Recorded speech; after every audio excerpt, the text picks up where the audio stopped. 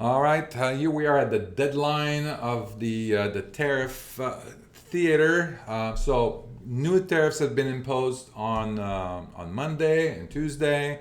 We have a new deadline that was also announced for August 1st. And today was really the official, July 9th was the official deadline of the end of the 90-day from that Liberation Day, right? But still, the 90-day, 90 deals, there's still no deals. No firm deals, trade deals that have been signed. A couple of vague agreements that they're going to negotiate and do something later, right? So just nothing very, very concrete. So no Taco Tuesday. So Trump insists that August 1st tariff deadline was always there. And then it won't be extended. So this is kind of like the ludicrous theater that we are in right now. So President Donald Trump said Tuesday he will not extend the August 1st date for his new tariffs to go into effect, putting pressure on countries to strike deals with the United States to lower the proposed duties as much as they can over the next several weeks. Right? Tariffs will start being paid on August 1st. Trump posted through the social media website he owns.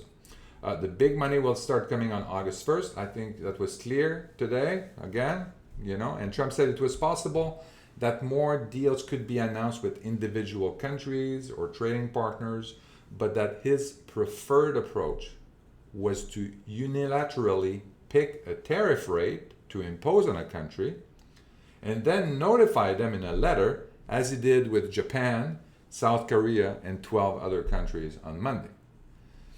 So Trump seemed to indicate that the closely watched negotiations with the European Union could go either way. So that's another thing.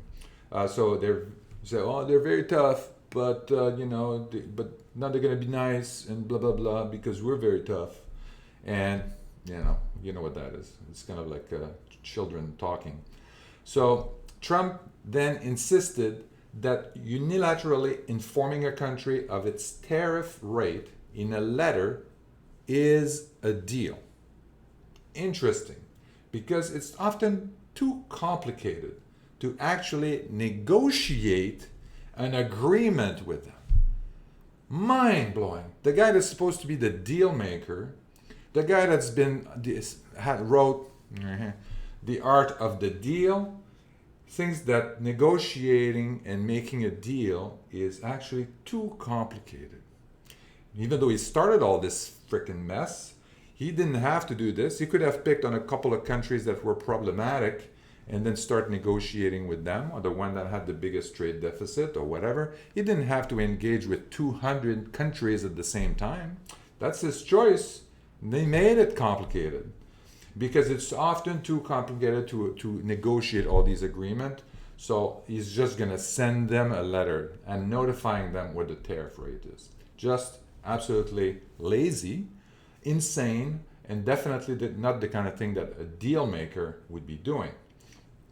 So, however, when asked by a reporter during the cabinet about his decision to extend the tariff implementation date until August 1st, Trump insisted that has always been the deadline. Really? April 9th. He said 90 days. Calculate, people. So, this is just, so they're just making shit up as they go. It's just unbelievable. It's always been August 1st. That's all. A statement was being put today, and I put, whatever, that doesn't make sense.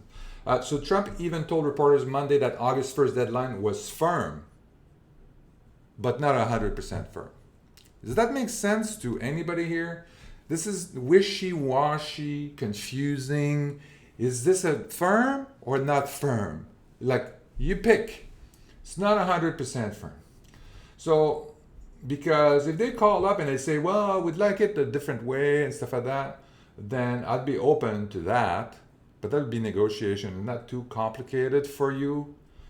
That doesn't make sense. So these tariffs may be modified upward, downward, depending on whatever the country decide to say or whatever. So it's just like at the whim of Donald Trump and then all these cronies that are following them. So a lot of questions around the kind of whether or not these these deals are going to impact the economy, the prices. So the New York Fed posted an article. This was on June 4th, but I think it was kind of it's important to notify that, to acknowledge this. It's about our businesses absorbing the tariffs or passing them on to their customers, right? So this was done by a survey. So U.S. import tariffs increased to anyway. So they've done a survey in May of businesses in New York, northern New Jersey, and asked firms about whether their tariffs they face, and what they're going to do about it. So businesses subject to these higher costs have been faced with difficult and complex decisions about whether to absorb the tariffs and lowering their profits, raise their prices to recover their higher costs, or kind of a mixture of both, right? That kind of makes sense. Now, most companies don't want to lower profit, right? So if you lower profit, you can do that. That's a choice. That means you're going to hire less people. That means that if you're in the stock market, that means your stock price is going to go down. That means everybody's 401k is going to go down. So there's some impacts around that. So if you lower profit, there's an impact to that. Or you can pass this on to your customers, and then your customers are going to pay a higher price. That means increase prices, increase inflation, right? So these decisions are influenced also by the degree of competition that they're facing. So if there's a very competitive environment, they can't increase their prices if their competitors are not increasing their prices, because they're going to lose market share. So you have to be careful about that. So also they have to figure out what's the potential customer reactions to these high prices, right? And the ability to maintain profit margins at the same time that they're doing that. So that means they may also cut costs. So we're going to absorb the tariffs, right? But we're going to do some efficiency somewhere else to maintain our profit margin. That means we're going to lay people off. Basically, in most cases, that's the easiest thing to do, is to lay people off, right? So that's what could happen. So results indicate that most businesses passed on at least some of the higher tariffs to their customers, with nearly a third of the manufacturers and about 45% of the service firms fully passing along all tariff-induced cost increases by raising their prices. So this is something very interesting. So as a result of the higher tariffs, manufacturers indicated that the cost of their tariffed goods had increased by an average of about 20%. So there's also a question of timing, right? So if you look at this article, you're going to see that this was done between May 2nd and May 9, and then there was some adjustment to the China tariffs. So, it may be a little bit lower than that, but let's say 15%, whilst that would have impacted them, while service firms reported a roughly 15% average cost increase.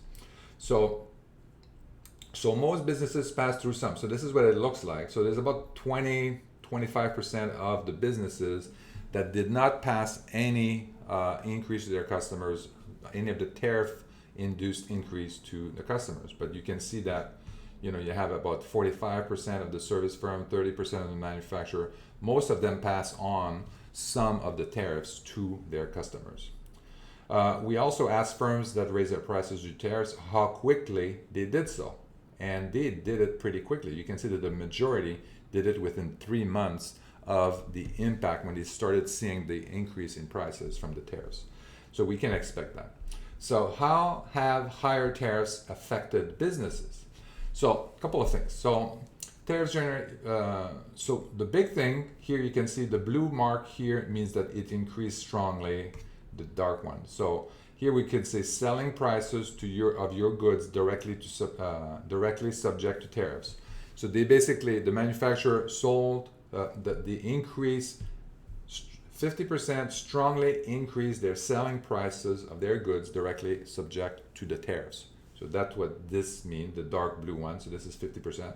Then you have 30% that increased somewhat the selling prices. So they passed on only a portion of the tariff-induced increased prices. So this was fine. Inventory level, you can see that the inventory level has increased strongly. So some of them about 30%. So I'm not sure exactly if they loaded their inventory up front because they knew the tariff was coming, blah, blah. But this is kind of like what's going on there. So their inventory level, a lot of them actually increased their inventory level. You can see that in some people decrease their headcount. So about 15-20% decrease their headcount, their employee, their staff, for that. You can see capital investment kind of half and half here, and then so that's you can look at this chart as well. But so consistent with textbook economics, tariffs generally results in increased prices or higher prices to customers. Indeed, roughly half the business reported raising prices of goods directly subject to the tariffs. So again, tariffs increase prices to the customer. Now the other thing too, I put that in red, pink. Interestingly, a significant share of the business also reported raising the selling prices of their goods and services, even though they were not affected by tariffs. So they see other people that are raising prices, then they're going to increase their prices also because they can make more money, and they can always blame it on the tariff.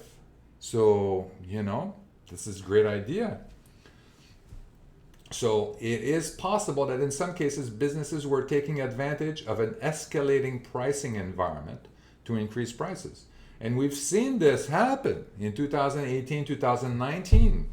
And we saw that also in after the pandemic as well, when people increase prices, even though their costs may not have been increased, because they were taking advantage of prices going up.